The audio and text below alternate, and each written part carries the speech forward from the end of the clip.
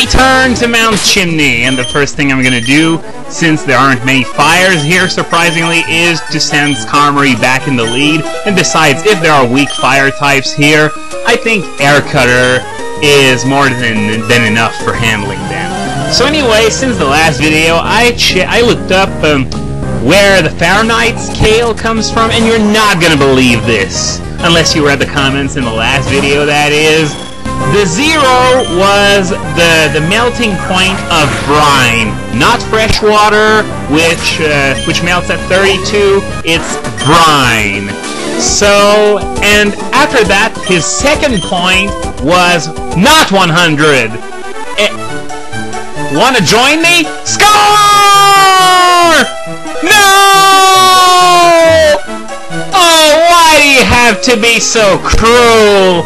And as I think of this, there's one thing that crosses my mind. That line would have been really, really awkward if I chose to play as May. I can only imagine the hilarity and lesbian innuendo. Nothing against lesbians, of course, but with all the censorship effort that they've been going through lately, it would have been really, really odd. So anyway, the second point for the Fahrenheit scale was not 100, it was the arbitrary number of 96. And you want to know what he used to determine what was 96? He took the temperature of his wife's armpit. I am dead fucking serious. So the scale was based on the melting point of brine and his wife's armpit, which was not 100 but 96. Well, no wonder everyone else switched to Celsius. That scale is bullshit. And I've seen two alleged reasons as to why Americans aren't doing the switch. I don't know if it's for real or not, because I couldn't believe it when I read it. There is one of them that involves the fact that Fahrenheit use less negatives, because when it's 0 Fahrenheit, it's something like -17 or -18, so we're already pretty deep into the minuses in Celsius, so less minuses in Fahrenheit. And something else that I read is that because a Fahrenheit degree is worth less than a Celsius degree, it forces Celsius users to use decimals, supposedly. Oh, you gotta be kidding. No! I failed to score with a fine-ass beauty, but I get the phone number of an old hag. Wow. This is not a good day. Plenty of hot people around for company? Do you have a death wish, big guy? How come he's such a hit with the ladies and I'm not? Well, there's the whole part about being 26 and playing Pokémon, which obviously I don't tell to anyone in real life because I would lose all credibility if I did, but that's besides the point. So, I was talking about how we Celsius users use decimals in our temperatures to compensate for the higher value of the Celsius degree. No! No way! Not only do I get the phone number of an old hag, I get the phone number of a fat guy.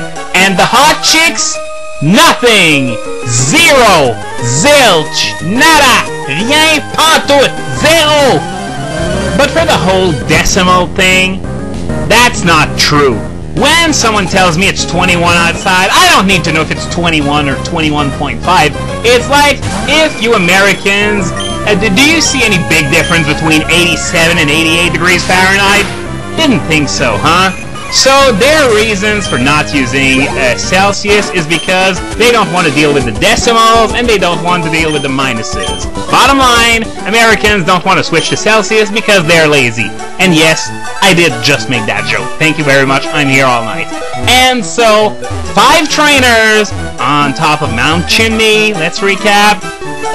1 fat guy, 1 old hag, 3 hot chicks. I get the fat guy's number. I get the old hag's number. But for the hot chicks, 0! Nothing! This day cannot get any worse. Well, to prevent some catastrophe, I'm at least going to heal my Pokemon before going into the desert. And for those of you who may have played Ruby and Sapphire but not Emerald, there's something new in Emerald, because in Ruby and Sapphire, the claw and root fossils were tucked away in a corner in the desert, and once you picked one, the other one went into the sand, and the item I missed was a nugget, and yeah, the other goes into the sand and you never get it back. But in Emerald, oh! What a coincidence! The Mirage Tower is right here. Yeah, they moved the fossils into a tower that sometimes appear and sometimes doesn't appear. I don't know exactly what triggers the appearance of the Mirage Tower, but I don't care. It's there. Let's go inside. Things are starting to look up already, and yes, this place has a pretty similar layout to that of the Sky Pillar, which you're going to go to near the end of the game. It even has the same music to boot and some random encounters.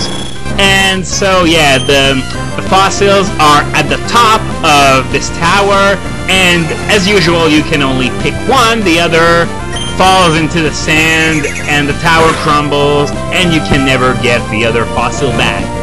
Or do you? Yep. In Emerald, you can actually recover the second fossil after the game.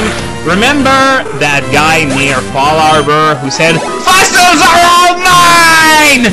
Well, you can go into... Oh no! You gotta be kidding me! Mach Bike puzzles!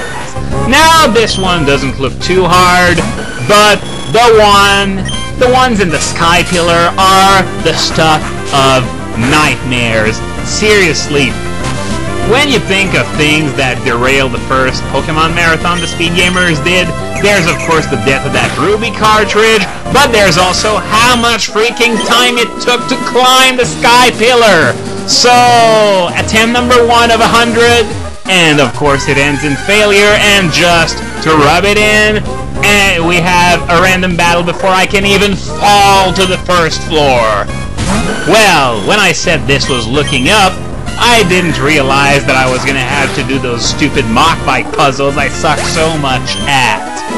And just in case I don't reach the top before the end of the video, which wouldn't surprise me at all because as I said I suck at those Mach Bike puzzles, the fossil that I'm going to take is going to be the root fossil, which turns into Lily, which then evolves into Cradily. And the reason why I'm doing that, even though I'm not planning on using Cradily in this LP, is because if you've followed me for a long time, then you probably know that I'm a big Cradily fan.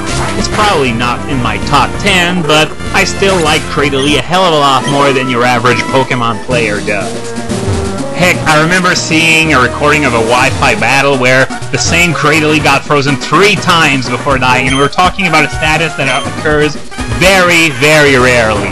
And thankfully I got the Sableye here, who has captured the essence of Chuck Norris, so at least I'm able to move on instead of having to back out and go get something that actually knows Rock Smash, so I'm thankful that I actually have that Sableye here. Of course, if I were able to smash rocks like that, maybe I'd have a 6-pack like that creepy guy suggested a long time ago, and I may be able to pick up some chicks instead of having to make do with fat guys and old hags.